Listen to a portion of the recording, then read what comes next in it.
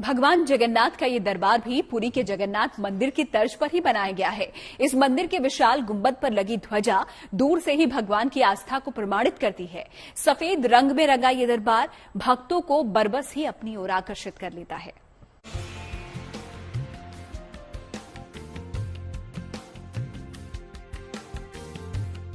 हरी हरी घास के बीच सफेद रंग में चांदी की तरह चमकता दिव्य धाम, जो हर श्रद्धालु को पहली नजर में लुभा देता है। ये धाम है भगवान जगन्नाथ का, जो 100 मीटर ऊंची पहाड़ी पर स्थित है। मंदिर के शिखर पर लहराती ध्वजा भक्ति को आमंत्रण देती नजर आती है।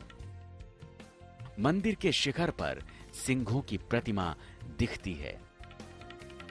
शिखर पर चक्र और ध्वजा बताती है कि ये सिद्ध धाम कितना पावन, कितना पवित्र है। जैसे जैसे मंदिर और भक्तों के बीच की दूरी घटती जाती है, मंदिर का आकर्षण बढ़ता जाता है। मंदिर के प्रवेश द्वार पर ही भगवान जगन्नाथ के मंत्र श्रद्धालुओं का स्वागत करते हैं। सीढ़ियों से चढ़कर भक्त मंदिर के अंदर प्रवेश करते हैं, जहां भगवान जगन्नाथ का आध्यात्मिक वातावरण भक्तों को किसी दूसरी दुनिया में ले जाता है। मंदिर के अंदर तीनों ही काष्ठ की प्रतिमाएं लौकिक होती हैं। मंदिर का इतिहास कहता है, भगवान जगन्नाथ के इस धाम को आज से लगभग 330 साल पहले 1691 में बनवाया गया था। जगन्नाथपुर की पहाड़ी पर स्थित मंदिर की स्थापना नागवंशी राजा ठाकुर अनिनाथ सहदेव ने करवाई थी।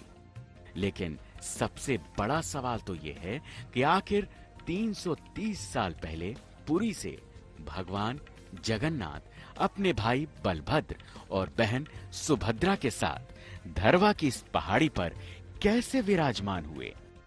तो इस सवाल के पीछे एक पौराणिक कथा की मान्यता है। कथा कहती है कि 17वीं शताब्दी में छोटा नागपुर के इस इलाके में नागवंशी राजाओं का शासन हुआ करता था।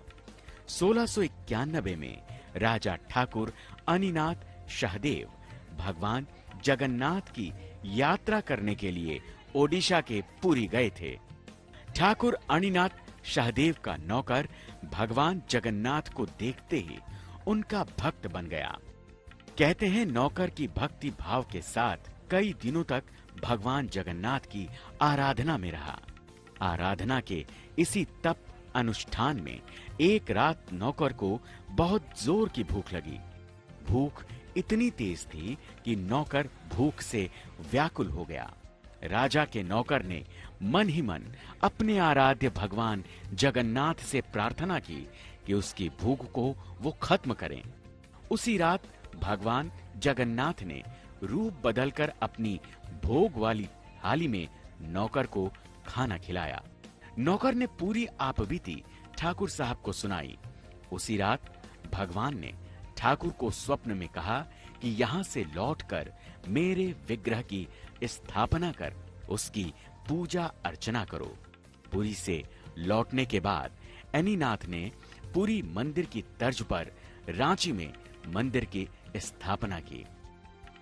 इस मंदिर की नींव वैष्णववाद और इसके संस्थापक चैतन्य महाप्रभु ने रखी थी, जिसकी तस्दीक मंदिर में लगी संगमरमर के पत्थरों पर लिखी जानकारियां करती हैं। रांची में स्थित भगवान जगन्नाथ मंदिर का निर्माण कलिंग शैली की वास्तुकला के अनुसार किया गया है।